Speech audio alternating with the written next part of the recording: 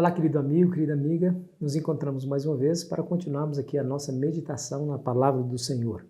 Hoje, haveremos de avaliar um pouquinho mais e mais profundamente a história do dilúvio. Obrigado por sua companhia, por sua interação conosco, compartilhando esse vídeo. Obrigado de coração, tá bom? Continue compartilhando. E não se esqueça, no final, se você gostou do conteúdo, deixa ali o seu gostei, para que o nosso canal se fortaleça. Se você ainda não é inscrito no nosso canal, se junte à nossa família, grande família do Lição Fácil. É importante a sua inscrição porque o nosso canal se torna relevante. Vamos lá. Nós percebemos aqui pelo relato da história do dilúvio, como ele se assemelha com o relato da criação. Há palavras em comum em ambos os relatos. Por exemplo, a palavra hebraica assar, que é fez ou faça.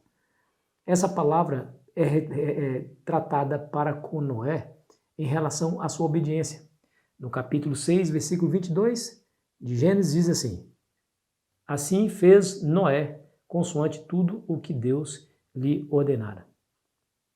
Quando você vai no capítulo 1, aí você vai perceber que Deus fez separação, a palavra fez, assar no hebraico, fez separação entre águas e águas, fez separação das trevas, da luz com as trevas, chamando luz dia, trevas noite, fez os grandes luzeiros, façamos o homem segundo a nossa imagem e semelhança. Você vê que essa mesma palavra está lá repetida várias vezes, abundantemente no relato da criação. Palavra essa também usada para Noé, que obedeceu à ordem de Deus.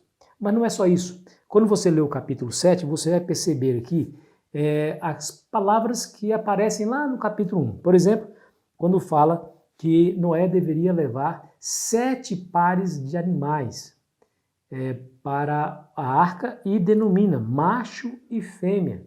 Tem expressões como segundo a sua espécie, ou as suas espécies, animais, aves, animais que rasteja, que há neles fôlego de vida. Quando você olha para o capítulo 1 da criação, você percebe todas essas expressões aparecendo abundantemente ali naquele relato.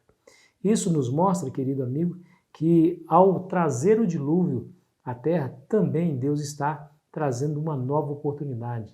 Nesse caso, para a humanidade. Claro que Deus preserva aqui uma família e chama tantas outras que quisessem obedecer o chamado, através de Noé, que prega durante 120 anos. Claro que aqueles que aceitaram, aqueles que aceitassem o chamado, também seriam inclusos na arca. É claro que 120 anos de pregação é muito tempo. Então, nós sabemos que, pela escritora Ellen White, que muitas das famílias aceitaram a pregação, creram na pregação de Noé, ajudaram Noé na fabricação da arca e morreram antes do dilúvio, por isso não entraram na arca. Ele teve algum sucesso aí na pregação. Mas o que é interessante, que a mesma esperança, quer dizer, a mesma mensagem de destruição também trazia uma mensagem de esperança. O mesmo Deus que cria é o mesmo Deus que destrói.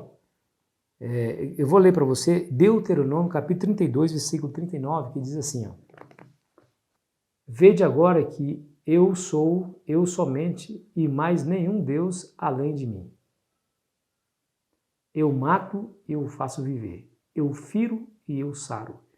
E não há quem possa livrar alguém da minha mão. Nesse texto aqui nós percebemos exatamente essa soberania de Deus. Ele é o rei de todas as coisas, ele é o criador de tudo. E como criador de tudo e mantenedor, ele tem direito sobre toda a vida. Então ele fala, eu mato e faço viver, eu saro e adoeço. Independentemente de qualquer coisa, é Deus que faz todas as coisas em relação à humanidade. Aí nós entramos aí em contato com a expressão em teologia que nós chamamos vontade permissiva de Deus. Aquilo que ele permite acontecer é como se ele estivesse mesmo fazendo.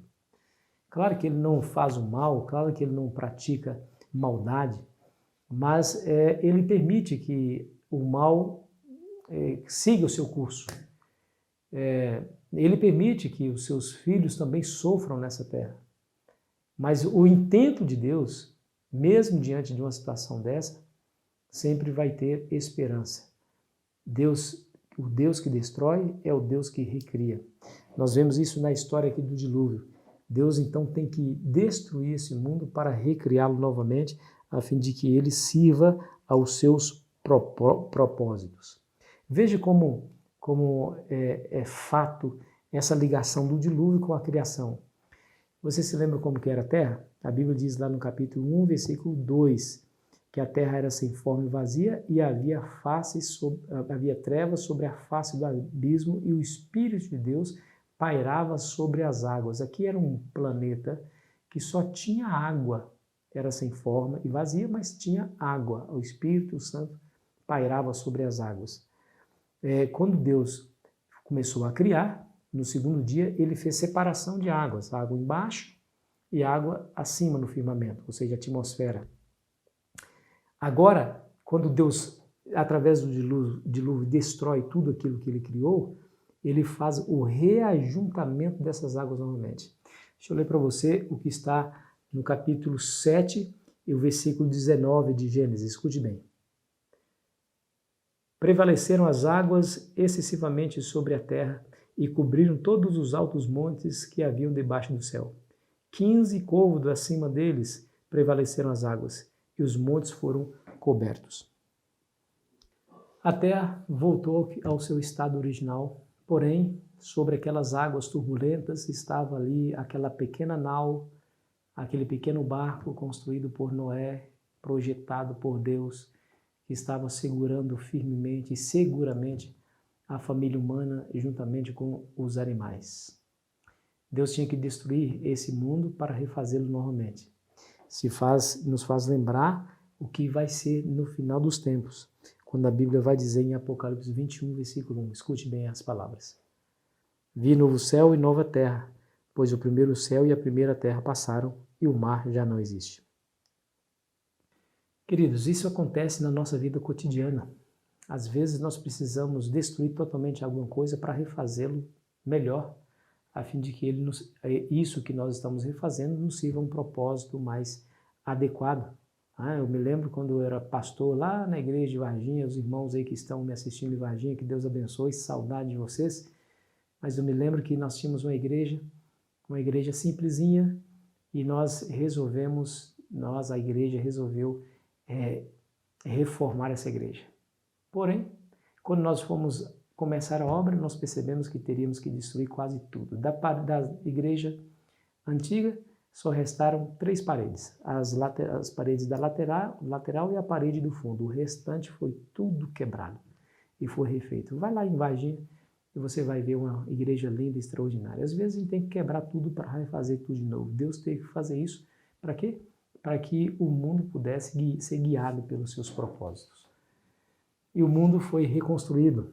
Quando Noé saiu da arca, claro, ali recomeçou a história da humanidade com a outra visão, com a outra disposição, com a nova oportunidade de fazer conforme Deus esperava. Nós bem sabemos que, infelizmente, a humanidade, infectada pelo pecado, abandona novamente os propósitos de Deus e começa a afundar novamente no pecado. E hoje nós estamos vivendo igualzinho ao que era antes do dilúvio. Maldade espalhada, violência, pensamentos sempre voltados para o mal. Isso está em abundância ao nosso redor. É só olhar, é só você assistir a televisão, é só você prestar atenção e você vai ver que essa é a nossa sorte nesse mundo. O Senhor Deus está próximo a terminar com tudo aqui, viu? Quando Jesus voltar, ele vai vir. E a Bíblia fala que ele vai dar fim à vida sobre a terra, quando ele levará a sua igreja para o céu. E os ímpios que aqui estão, aqueles que não aceitaram Jesus, aqueles que não buscaram o Senhor, esses sofrerão eterna perdição, banidos da face do Senhor e da glória do seu poder. É assim que a Bíblia fala lá em 2 Tessalonicenses, capítulo 1, versículo 7 até o versículo 9. Mas feliz é aquele que espera no Senhor, é aquele que confia. Noé começou a pregar que o dilúvio viria. E o dilúvio demorou 120 anos para vir, mas veio. E veio com força. Diz a Bíblia que águas cobriram a terra. Deixa eu ler para você o verso 11 do capítulo 7, que é importante. Escute bem. No ano 600 da vida de Noé, aos 17 dias do segundo mês, nesse dia romperam-se todas as fontes do grande abismo e as comportas do céu se abriram e houve copiosa chuva sobre a terra durante 40 dias e 40 noites. Viu aí? Quando o Senhor Jesus voltar, também será o fim da existência e o recomeço de uma nova vida. Haveremos de entrar numa arca diferente da arca de Noé, na nuvem onde o Senhor Jesus estará nos recepcionando. E ali haveremos de fazer uma viagem, assim como Noé fez uma viagem de 150 dias. Nós haveremos de fazer uma viagem rumo à cidade de Deus, lá na eternidade, lá no céu onde Jesus está nesse exato momento. Amigo e amiga, não perca essa viagem. O Senhor Jesus está convidando você. Demorou para o dilúvio cair, mas caiu. Jesus falou que vem, pode parecer para nós demorado, mas virá. Feliz é aquele que nesse momento acredita. Eu espero que você esteja aí firme na fé e na esperança da volta de Jesus. Vamos orar? Querido Pai Celestial, nos abençoe, Senhor. Que a aparente demora não nos esmoreça, que nós possamos estar firmes esperando o cumprimento da promessa. O dia que o Senhor Jesus aparecerá nesse céu para nos resgatar definitivamente. Nos abençoe para tanto, Senhor, em nome dele que pedimos. Amém. Querido amigo, foi uma alegria estar com você. Amanhã continuaremos a nossa jornada. Eu espero você aqui ansiosamente. Aproveite bem o seu dia.